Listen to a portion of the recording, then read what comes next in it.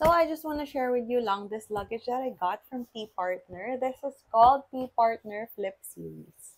This one comes in three colors. So it comes in a yellow, a pink, and this very cute purple. Ako yung type of person na kapag meron akong bibilin, pag-iisipan ko muna, tapos mag-research ako, and I will really compare my options. Pero out of all the luggages na tinitingin ko, I ended up with this one. So, what led into my decision to get this T Partner Flip Series carry-on luggage? I got this first kasi it's made out of polypropylene material, which is a sturdy type of plastic. And next, kasi it has a TSA lock here. And yung zipper nito is this one. Dito siya nabubuksan sa harap. And it's also double zipper.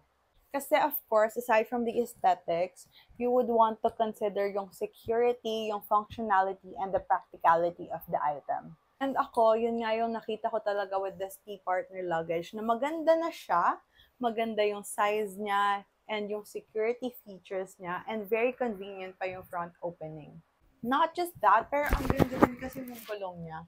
So, yung gulong nito is 360-degree rotating, tapos double wheels pa. And then, if parang mapupuno ko na yung maleta ko, I can add a little bit more space pag inopen ko lang siya dito in the middle. Aside from that, this T Partner luggage nga pala has 5-year warranty from the brand. So, dun pa lang, di ba, mapapaisip ka na it really is of great quality. Kaya merong binigay na guarantee na ganun katagal yung brand sa'yo. This is also really affordable. Hindi siya ganun kasakit sa bulsa. So, it's also perfect for budget travelers. To note lang, I haven't used this on an actual trip, but meron akong trip in a couple of weeks and ito yung maleta na gagamitin ko. So maybe I can give an update after that kung kumusta na nga ba yung luggage na to.